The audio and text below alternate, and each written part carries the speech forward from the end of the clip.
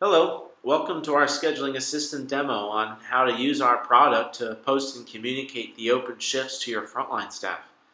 We're starting with the customizable calendar view. This is where the nurse manager posts the open shift availabilities that communicates the short shift alert to the frontline staff. Let's go ahead and build a few examples together. The first example we're going to build is on the 19th. I'm going to make that a day shift where we're short 2 nurses. You'll see that I typed in red. This just indicates that this is a short shift. And the nurse manager can also add a customizable message to the staff. And here I just added bonus pay to incentivize them to pick up this shift.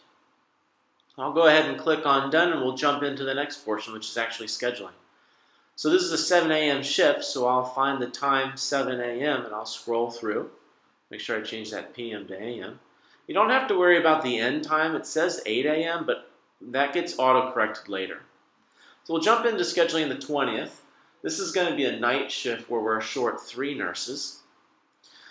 And then we're going to just jump to the start time and change that to 7 p.m. And then click on save up here. Then we're going to do a couple more together. So let's do the 22nd. The 22nd, I'm going to make that a day shift where we're short 1 nurse. So I'll do my little paste and I'll make that 1. Click on done. And then again, just go ahead and schedule the 7 a.m. time here. All right, and then let's do one more together. The 4th we're going to do is on the 23rd. I'm going to say this is a night shift where we're short 1 nurse. Go ahead and change that to 1. And then click on done and go through the steps again for 7 p.m. here. So what happens is when I build this, it populates these into the calendar and it converts our schedule to 12 hours. So that's why you don't have to worry about the end time. It does it automatically. And it also changes the color to red to further indicate that we have short shifts. Now from the viewpoint of the bedside nurse, they get these individualized text messages. Now what I mean by that is the night shift are going to get night shift alerts, the day shift get the day shift alerts, and our rotators get both. And it looks like that, but you know, all 3 of them reply in the same manner by following the example at the bottom. So let's go ahead and do that together. And let's pick Friday the 23rd, which is in June. And that's a PM shift, so I'll just change this to Friday, and it's a PM shift. And when I do that from the bedside nurse, the program asks me to acknowledge, and I acknowledge that I'm picking up this shift, and I'll just type in the word OK here. And by doing so, confirming the nurse manager is going to see that the Friday the 23rd shift has been picked up. You know, it's changed from red to green.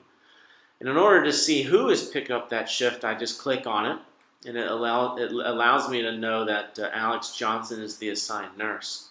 But just in case I'm away from my computer, the nurse manager is also going to get a text message alert about who picked up that shift. And it also lets me know to update Kronos. And all this information is fed through our nurse roster, which you can see here. And this should be a familiar template to everybody. It just looks like Excel. But we follow the same template, right? So we type in the last name and the first name of our nurse. And we have to specify if they're rotating, if they're doing day or if they're doing night shift. But if Jane Doe, for example, is on PTO and I don't want her to get any notifications, I'm going to put an N here, which stops her from getting those alerts. Now our program can also pull in like float pool and Clintex staff, but that's just an option to consider. The next thing we should talk about is how to manually upgrade these shifts. So as nurse manager, we're coming down to the 20th and I still have shifts that are not filled, and I need to communicate that need immediately to my staff. So I can click on the 20th and I change the word red to say urgent. And by doing so, a few things happen.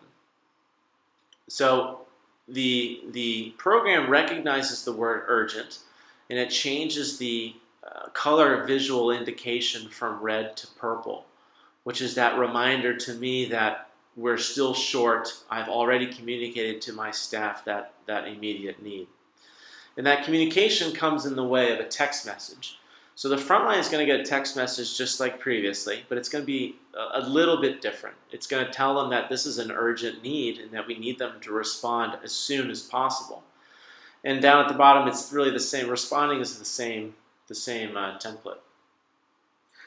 Now we'd like to wrap up by pointing out that our program is very customizable to meet the unique needs of the customer. For example, one of our customers requested an automatic urgent upgrade of any shift short 3 or more nurses within a 24-hour start time. And that was made possible by the flexibility of the program. Well, thank you for your time watching our video. Please feel free to reach out to us by sending us an email at info@nurselink.com. Thanks very much.